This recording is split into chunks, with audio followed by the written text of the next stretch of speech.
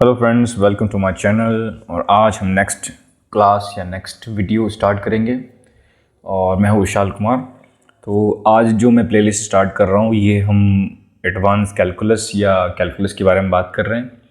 तो उसके अंदर न्यू चैप्टर वो मैं स्टार्ट कर रहा हूँ। चैप्टर का नाम है volumes and surface of solids of revolution.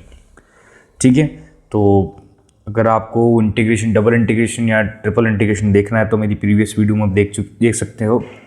और बीटा फंक्शन और गामा फंक्शन भी मैंने वीडियो में अपलोड कर चुका हूँ, तो आप वहाँ पर देख सकते हो।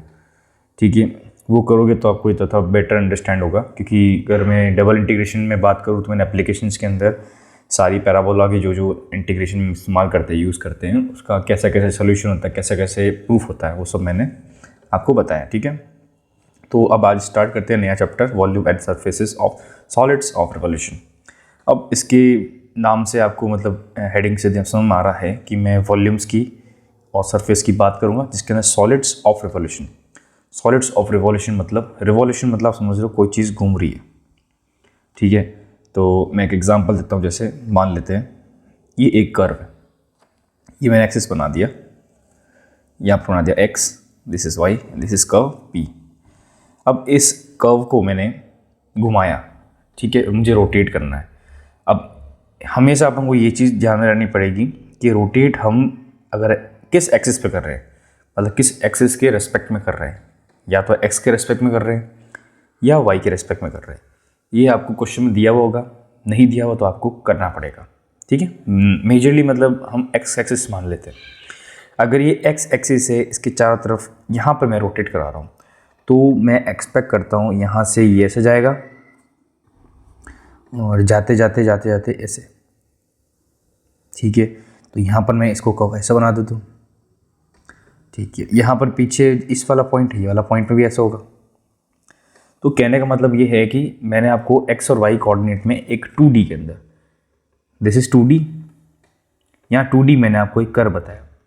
इस कर्व को मुझे एक्स के एक्सिस में घुमाना है। घुमाऊंगा तो इस टाइप का एक तरह से मतलब थोड़ा सा राउंडेड, हम क्या बोलते हैं, सिलेंडर टाइप मिलेगा। मतलब फ्रस्टम बोल सकते हैं अपन। फ्रस्टम क्या होता है, कोन का जो आधा कटिंग कर देते हैं ना, फ्रस्टम जैसा लग रहा है, थोड़ा सा टिल्टेड।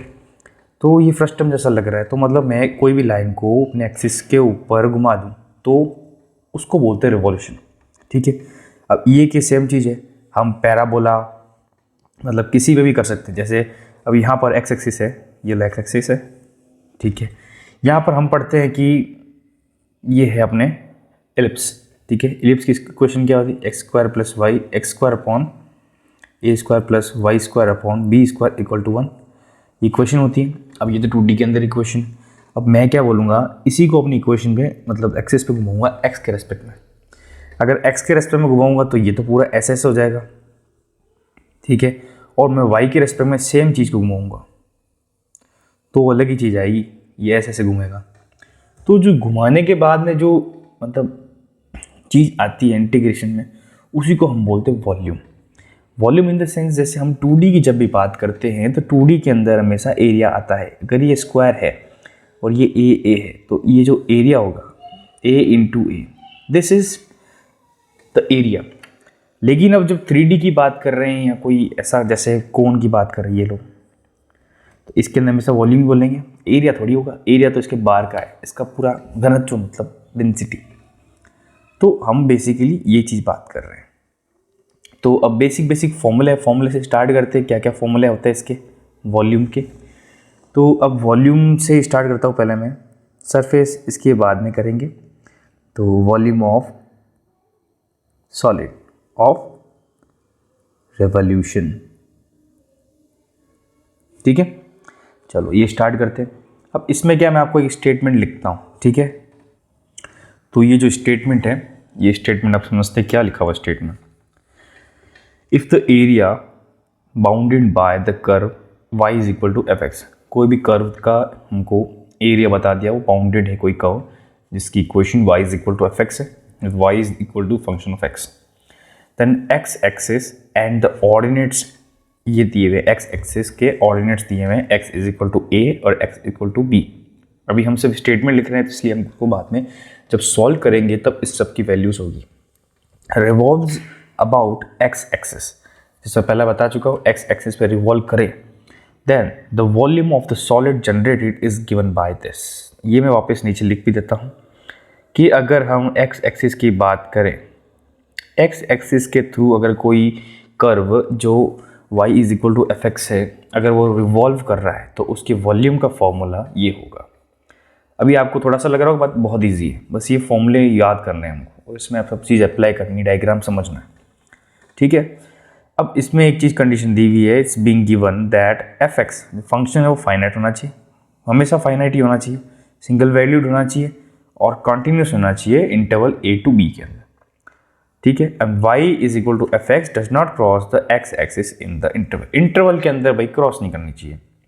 तो ये तो सिंपल चीज़ है, इसमें आपको ज़्यादा इतना अंडरस्टैंडिंग के लिए नहीं है, आपको तो बस ये चीज़ याद रखनी है, अगर कोई भी इक्वेशन एक्स एक्सिस मतलब कर्व एक्स एक्सिस के रिस्पेक्ट में अगर रिवॉल्व कर रहा है तो जो उसका वॉल्यूम होगा, ये एक्स एक्सिस में लिख देता हूँ, ये होगा।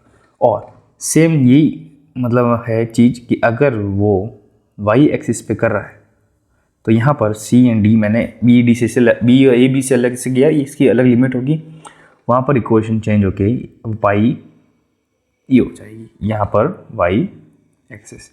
तो आपने नोट्स में ये चीज़ लिख सकते हो दोनों का कि अगर कोई भी कर्व एक्स एक्सिस के रेस्पेक्ट में रिवॉल्व कर रहा है तो उसके वॉल्यूम की equation pi into y square dot D x हो जाएगी, और अगर वाई के रेस्पेक्ट में रिवॉल्व कर रहा है तो pi into x square dot d y हो जाएगी। लिमिट दोनों में अब निकाला, मैं बताऊंगा कैसे लिमिट निकालनी है आपको। तो अब इसका सॉल्यूशन स्टार्ट करते हैं। सॉल्यूशन के अंदर क्या है, इसके दो मतलब मैं टोटल इसमें इस वाली वीडियो में सिर्फ आपको मैं वॉल्यूम में बताऊंगा, सरफेस वाला अगले में बताऊंगा। तो अब सॉल्यूशन में यही है कि चलना चालू करते हैं, ठीक है। तो मैं पहला क्वेश्चन लिखता हूँ। अब क्वेश्चन देखिए मैंने किस टाइप का लिखा है। तो जो पहला क्वेश्चन है, अब क्वेश्चन पढ़ते हैं। Find the volume of a solid generated by revolving the ellipse about x axis. अब इसमें समझ में आ गया, वो एक्स एक्सिस पे इलिप्स को अगर रिवॉल्व कर रहे हैं तो मतलब करे तो सॉलिड जो जनरेट होगा उसके वॉल्यूम का क्या होगा। तो अब पहले एक बार डायग्राम बना लेते हैं। तो ये मैं सॉल्यूशन लिख देता हूँ, सॉल्यूशन के अंदर डायग्राम बनाता हूँ, ठीक है।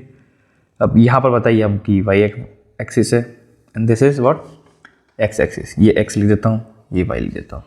पहले एक बार मैं डायग्राम बनाता हूँ इलिप्स का, ये मैंने इलिप्स का एक डायग्राम बना दिया, ठीक है। अब इलिप्स के डायग्राम बनाने के बाद हमको वो चीज़ तो करनी पड़ेगी, इसकी मार्किंग। तो मार्किंग में क्या है, ये वाला जो पॉइंट है इस पॉइंट को क्या बोलते हैं अपन, इस पॉइंट को बोलते हैं अपने a,0 and this is point -a,0, this is point -0 -b, ऊपर वाला पॉइंट हो जाएगा अपने 0 × b। तो ये तो मार्किंग होगी। अब नाउ ये बोल रहा है कि इलिप्स अबाउट एक्स एक्सिस के रेस्पेक्ट में रोटेट करता है, ये ऐसे रोटेट करेगा।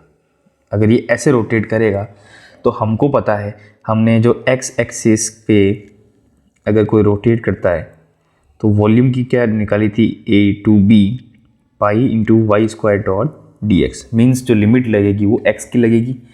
तो इसके अंदर हमको x की लिमिट देखनी पड़ेगी। x की लिमिट कहाँ से स्टार्ट हो रही है, यहाँ से, जो कि -a है, x इक्वल टू, और कहाँ तक जा रही है, यहाँ तक, जो कि x इक्वल टू a है, जो प्लस का है।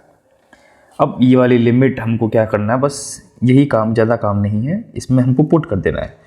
तो यहाँ पर a की जगह क्या आएगा, पहली लिमिट आएगी नीचे वाली, lower limit -a, upper limit आएगी a। ये अब a b को कंफ्यूज मत हो, ठीक है। यहाँ पर मैं इसको बता रहा हूँ, ठीक है, pi into y square dot D x. अब आपके मन में कन्फ्यूजन होगा y square dot D x है, तो अब यहाँ पर आपको क्या करना पड़ेगा, आपको इलिप्स की इक्वेशन ऑफ इलिप्स, क्या इक्वेशन इलिप्स की, x² upon a² plus y² upon b² equal to 1। अब यहाँ से y² की वैल्यू निकालते हैं।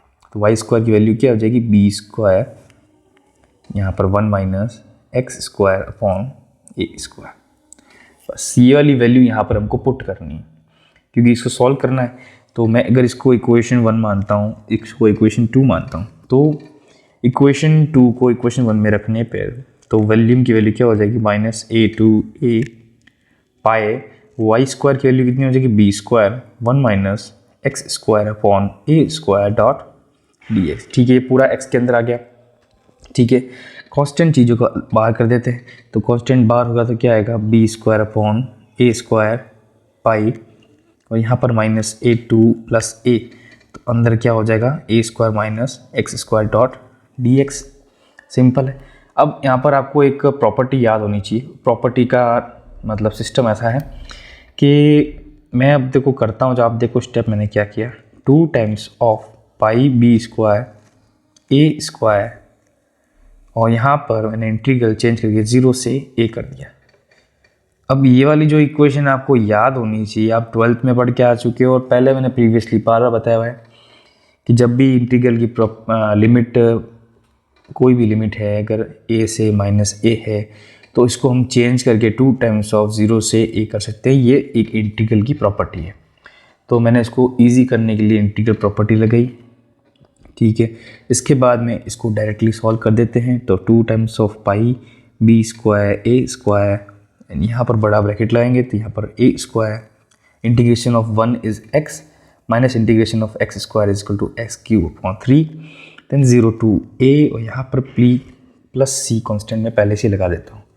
नहीं लगा तो भी चलेगा, कोई दिक्कत नहीं है, तो भी मैं मान के चलता हूँ। ठीक है, देन वी की वैल्यू यहाँ पर 2 times of pi B square upon A square, और यहाँ पर अब x की जगह जब a डालूंगा तो a क्यूब हो जाएगा, और यहाँ पर x की जगह a क्यूब अपॉन 3 हो जाएगा। तो फाइनल इसका आंसर क्या आएगा, 2 पाई बी स्क्वायर अपॉन ए स्क्वायर इंटू, अब यहाँ पर 3 में से 1 माइनस हो जाएगा तो 2 a क्यूब अपॉन 3, तो final 4/3 pi a b square is the answer. तो ये इक्वेशन का आंसर आ गया। अब आपको ध्यान लगा मतलब कि क्वेश्चन में कोई दम नहीं था, सिंपल हमने डायग्राम बनाया, लिमिट निकाल दी, और जो फॉर्मूला मैंने आपको बताया एक्स एक्सिस या वाई एक्सिस जो भी है, उस फॉर्मूले में उसको पुट करके हमको इंटीग्रेट करना है, कोई बड़ी चीज़ नहीं है। एक और क्वेश्चन करते हैं और बेटर अंडरस्टैंडिंग के लिए। तो जो क्वेश्चन दूसरा पूछा गया है, इस क्वेश्चन का मतलब ऐसा सिस्टम है, the part of parabola, parabola हमको Y square is equal to 4ax दिया हुआ है। ठीक है, मैं यहाँ पर लिख देता हूँ, गिवन दैट ये दिया हुआ y square is equal to 4ax, ये हमको पैराबोला की इक्वेशन दी हुई। ठीक है, the cut off by the latus rectum revolves about the tangent, अब ये टेंजेंट के अबाउट रिवॉल्व कर रहा है, जो कि एट द वर्टेक्स, जो कि वर्टेक्स पे। Then find the volume of the reel that generated. ठीक है, अब करना कुछ नहीं, पहले मैंने बताया आपको, डायग्राम में इसको प्लॉट कर देते हैं। ये मैं बना देता हूँ Y axis, this is X axis, ये X axis and this is Y axis.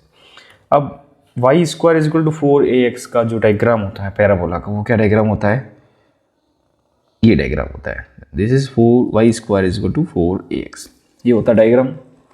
अब यहाँ पर बोल रहा है कि latus rectum revolves about the tangent, and जो कि टेंजेंट वर्टेक्स पे, तो यहाँ पर जो ये दिख रहा है, इसके यहाँ पर टेंजेंट हम यहाँ निकाल देंगे, ये टेंजेंट होगी ये वाली जो कि वर्टेक्स पे होगी, ये इसके अबाउट रिवॉल्व कर रहा है, तो अगर इसके अबाउट रिवॉल्व कर रहा है तो ये भी यहाँ पर आएगा भाई, ये चीज़ बराबर हो जाएगी, और ये ऐसा हो जाएगा, मतलब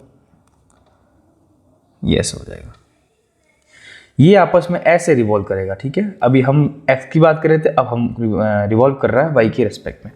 तो अब मैंने जो आपको पहले फॉर्मूला बताया था, अगर y एक्सिस पे रिवॉल्व कर रहा है, तो जो वॉल्यूम का जो मैंने फॉर्मूला बताया था वो c से d लिमिट पाई x स्क्वायर इंटू dy, ये फॉर्मूला था। ठीक है, अब इस फॉर्मूले के हिसाब से हमको x स्क्वायर की वैल्यू यहाँ से निकालनी है, और अब लिमिट निकालनी है। तो अब लिमिट के अंदर हम y की बात करेंगे, लिमिट, क्योंकि यहाँ पर dy, तो y की लिमिट क्या क्या बन सकती है, हमको ये वाला पॉइंट पता होना चाहिए, और हमको ये वाला पॉइंट पता होना चाहिए।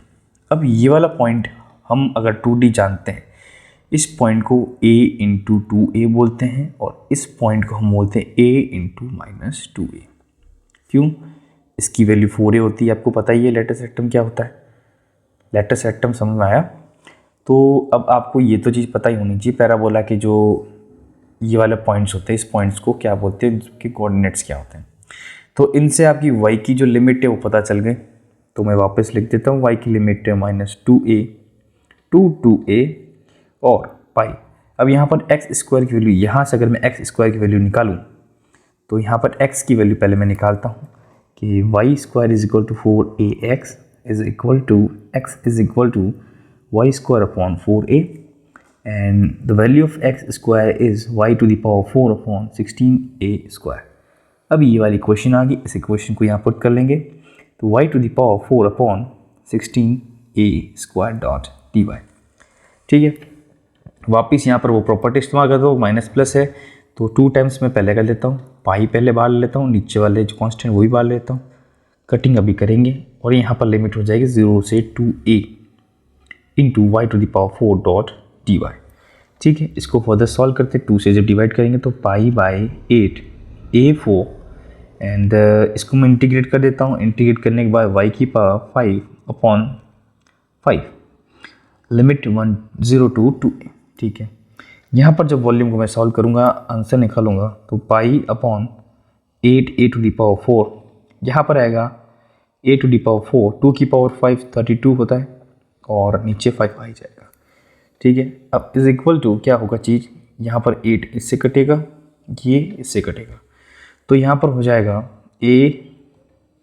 पाई a बाई 4 और यहाँ पर और लिखूँ तो 4/5 a pi.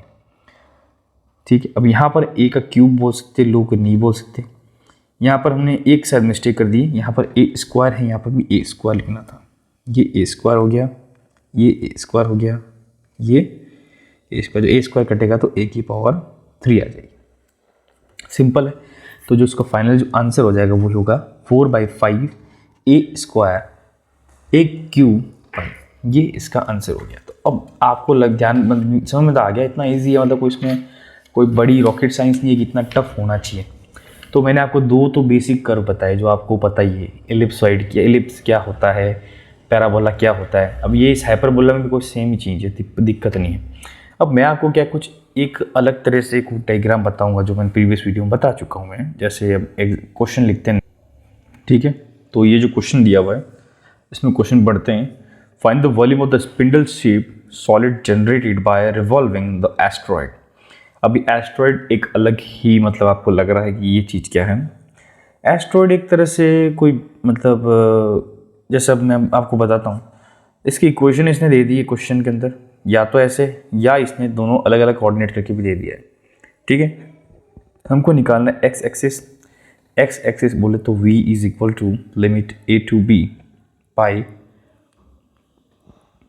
Y square dot D x, ये वाला फॉर्मूला लेगा। तो हमको लिमिट किसकी निकालनी है, एक्स की दोनों लिमिट निकालनी है और वाई स्क्वायर की वैल्यू डालनी है। वाई स्क्वायर की वैल्यू तो यहाँ से आ जाएगी और एक्स की लिमिट अब हम डायग्राम बनाएंगे तब आएगी। डायग्राम बनाएंगे। ये आपने जब कर्व ट्रेसिंग वाली क्लास पढ़ी हो तो कर्व ट्रेसिंग वाली क्लास में सीख चुके हैं कि एस्ट्रॉयड मतलब जो भी ऐसे टाइप के जो कर्व्स होते हैं इसको कर्व कैसे बनाते हैं, कि मतलब ग्राफ में हम कैसे पिक्चर या प्लॉट करते हैं, तो ये चीज़ हम सीखते हैं। अब ये चीज़ सीखने के बाद में ही हमको ज़्यादा बेटर अंडरस्टैंड होगा। बाकी तो भी मैं आपको जो एग्जांपल्स दे रहा हूँ ना, ये बने बनाए एग्जांपल्स हैं, एग्ज़ाम में यही आएगा, मतलब कोई डिफरेंस नहीं है। तो अब जो पहला जो मैं चीज़ देता हूँ आपको, ये एस्ट्रॉयड का जो इक्वेशन है, इस इक्वेशन का जो ग्राफ मैं आपको बना के बताता हूँ। एक ऐसा हम स्टार टाइप देखते हैं ना, नेट पे कहीं भी देखते हैं स्टार जैसा यही होता है इसका शेप, जिसके अंदर ये जो पॉइंट होता है इसकी वैल्यू a,0 होती है, ये की वैल्यू होती है 0,a की वैल्यू होती है, इसकी वैल्यू होती है 0,-a और यहाँ पर -a,0। तो ये होता है बेसिकली अपने एस्ट्रॉयड। अब जो क्वेश्चन में बोला हुआ है कि ये रिवॉल्व कर रहा है एक्स एक्सिस के ऊपर, तो यहाँ पर ये भी एक्स एक्सिस इसके रिवॉल्व कर रहा है अबाउट। तो अब हमको क्या करना है, इसमें कोई ज़्यादा दिमाग नहीं लगाना है, सिंपल सा हमको ये करना है कि लिमिट कहाँ से कहाँ जा रही है। तो x की लिमिट हमको पता करनी है कहाँ से जा रही है, x equal to -y -a से x इक्वल टू a तक, बस simple. Then v is equal to ये -a से a pi y square dot D x, यहाँ पर जा रहा है। अब यहाँ पर मैंने अभी, चलो मैं पहले लिख नहीं सकते, वाई स्क्वायर की वैल्यू हमको पुट करनी पड़ेगी इस इक्वेशन से, ठीक है। तो मैं आपको यहाँ पर पहले ऐसा लिख देता हूँ, ठीक है। नेक्स्ट इक्वेशन में इसकी वैल्यू लिखूँगा, यहाँ मैं 2 लगा रहा हूँ, वो लिमिट मैंने वो जो, ठीक है। अब यहाँ y की वैल्यू क्या होगी, तो y की वैल्यू मैंने यहाँ से निकालूंगा, x की पावर 2/3 प्लस y की value power 2/3 is equal to a to the power 2/3, ठीक है। ये हमारे पास इक्वेशन दी हुई एग्जाम मतलब क्वेश्चन के अंदर। तो y की power 2/3 is equal to a to the power 2/3 minus x to the power 2/3। Then हमको निकालनी है y स्क्वायर की वैल्यू, तो इन सबको 1/3 से मैं मतलब 3 का सबका क्यूब कर दूंगा, तो ये हो जाएगा y square into a to the power 2/3 minus x to the power 2/3 का क्यूब। ये इसका आंसर होगा। तो मैं यहाँ पर वैल्यू पुट करूँगा, तो ये हो जाएगा a की power 2/3 minus x to the power 2/3 का होल क्यूब, ठीक है। अब यहाँ पर इक्वेशन हमको सॉल्व करनी है। अब इक्वेशन सॉल्व करने के लिए हमको कुछ चीज़ लेट करनी पड़ेगी, कुछ चीज़ नहीं लेट करनी पड़ेगी। अब यहाँ पर एक कॉन्सेप्ट आएगा यूज़ में, जिसको हम गामा फंक्शन और बीटा फंक्शन बोलते हैं, जो मैंने पहले बता चुका हूँ। उसका मैं एक बार फॉर्मूला बता दूंगा, यहाँ पर उसका इस्तेमाल होगा, क्योंकि यहाँ पर सॉल्व करना थोड़ा टफ पड़ेगा। अब यहाँ पर a की पावर और इसकी पावर लिखा हुआ है, तो मुझे x में ऐसी चीज़ लेट करनी इसमें a भी आ जाए और ये दोनों कट के इसकी पावर से हट बाहर आ जाए। तो इसके लिए मुझे क्या करना पड़ेगा, मैं लेट करूँगा जो x है ना, इसको मैं a साइन थीटा लेट करूँगा। अगर a साइन थीटा मैं लेट करूँ तो मतलब साइन की वैल्यू हो जाएगी 2/3, तो ये बैठेगा नहीं। मुझे यहाँ पर साइन स्क्वायर लाना था कि 1 माइनस साइन स्क्वायर एक्स, मतलब 1 minus sign square theta cos square theta में चेंज हो जाए। तो मैं यहाँ पर ला जाता हूँ a की power a dot sine cube theta. तो अब इसको मैं थोड़ा डिफ्रेंशिएट कर रहा हूँ, dx is equal to 3 times of a sine square theta dot cos theta dot d theta, ठीक है। इसको भी अब ये हम इक्वेशन पहले ऊपर वाली को 1 लिख देते हैं, इसको हम सेकंड लिख देते हैं। अब यहाँ पर लिमिट भी चेंज होगी डेफिनेटली। जब x की वैल्यू 0 है देन थीटा की वैल्यू हो जाएगी 0, क्योंकि साइन थीटा 0 में आता है। और जब x की वैल्यू a है तो थीटा की वैल्यू आ जाएगी 1, तो थीटा साइन थीटा 1 कब होता है, π/2। लिमिट भी चेंज होगी, ये भी चेंज हो गया। तो इक्वेशन को क्या लिखेंगे, 2 इंटू 0 टू π/2। यहाँ पर पाई मैं बाहर लिख देता हूँ अभी, क्योंकि पाई तो कांस्टेंट है। अब a to the power 2/3 minus x की वैल्यू क्या है, a to the power 2/3 and this is sine square theta bracket power cube dot d theta आएगा, डी एक्स था, डी एक्स की वैल्यू क्या है, ये वाली वैल्यू लिख देते हैं 3a sine square theta cos square theta dot d theta. ये थोड़ा सा आपको बड़ा लग रहा है बट इतना नहीं है बड़ा, ठीक है। 0 से π/2। अब यहाँ पर क्या है, ये वाली चीज़ को हम सॉल्व करते हैं। इसमें a की पावर 2/3 कॉमन लेंगे, वो जब उसकी पावर 3 से कट होगा तो a स्क्वायर आ जाएगा। यहाँ 3a है तो यहाँ मैं लिख देता हूँ 3a स्क्वायर पहले से, और यह 1 माइनस साइन स्क्वायर थीटा कितना, कॉस स्क्वायर थीटा होता है, उसकी पावर 3, तो कॉस की power 6 square theta dot sign square theta cos square theta cos theta dot d theta, ठीक है। अब इसको सिंप्लीफाई करके मैं और ढंग से लिख देता हूँ। कैसा लिखूँगा, दिस इज 3 बार लेता हूँ तो 3 टू 6 पाई a क्यूब, ठीक है। यहाँ पर a क्यूब हो जाएगा, हाँ यहाँ पर जो स्क्वायर हो क्यूब हो जाएगा, और ये हो जाएगा लिमिट π/6। अब यहाँ पर साइन की पावर 2x और कॉस की पावर 7 डी थीटा। अब ये वाली इक्वेशन आ गई। इसके बाद में आपको फॉर्मूला याद होना चाहिए। फॉर्मूला क्या था, फॉर्मूला मैं आपको बता देता हूँ कि अगर लिमिट हमको 0 से π/2 दे दी गई है, इसको मैं फॉन्ट चेंज कर देता हूँ। अगर यहाँ पर हमको लिमिट 0 से π/2 दे दी गई है और यहाँ पर दे दिया गया है साइन n थीटा और यहाँ cos m theta dot d theta, तो इसको हम सॉल्व ऐसे करेंगे कि n+1/2 gamma m+1/2 this is 1/2 times of gamma m+n+2/2। ये फॉर्मूला है, आपको गामा बीटा फंक्शन में पढ़ाया हुआ है। तो इस फॉर्मूले को हम इस्तेमाल करेंगे और इस फॉर्मूले को इस्तेमाल करके जब लिखेंगे तो 6 पाई ए क्यू इज मल्टीप्लाई बाय, अब यहाँ पर साइन एन, साइन की पावर कितनी एन, मतलब ये है तो ये हो जाएगा अपना गामा 2 + 1/2। दूसरा में गामा कॉस की पावर m जो 7 है तो 7 + 1/2, ठीक है, अपॉन में यहाँ पर 2 टाइम्स ऑफ गामा m+n+2, तो m कितना है 2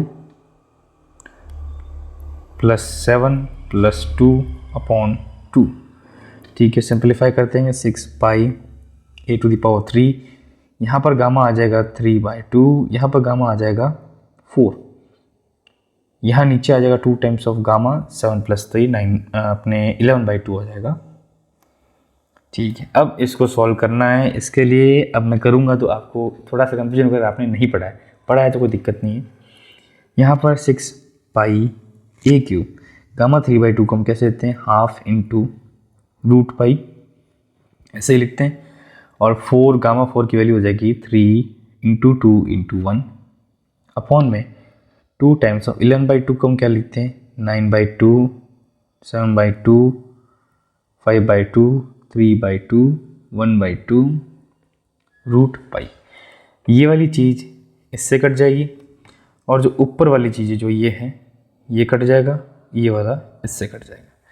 तो फाइनल अपने पास इक्वेशन का आंसर क्या आएगा, पाई, तो ये तो ऐसे ऐसे लिख देते हैं, ये 2 कितना है 4, तो ये हो जाएगा 16, नीचे हो जाएगा 7 5 35 और 105 हो जाएगा टोटल, ठीक है। 105 नहीं होगा तो अभी मैं इसको 6 से डिवाइड करूं, जैसे 9 × 35, 9 × 35 हो जाएगा, ये हो जाएगा 2 times and this is like 3 times. अब यहाँ पर जब मैं करूँगा तो 32 पाई ए क्यू बाय 105, तो दिस इज़ द आंसर। अब ये इसका आंसर हो जाएगा। आपको डायग्राम बनाने में कोई दिक्कत नहीं हुई, लिमिट बनाने में कोई दिक्कत नहीं हुई, आपको यहाँ पर अगर नहीं आता तो थोड़ी सी दिक्कत हो सकती है। ये आपको थोड़ा सा माइंड में मतलब लेके चलना पड़ेगा, ये चीज़ें कैसे हो रही है, क्यों हो रही है, सबका आपको आंसर आना चाहिए, ठीक है। नेक्स्ट क्वेश्चन करते हैं, और क्वेश्चन करते हैं इसमें, ठीक है।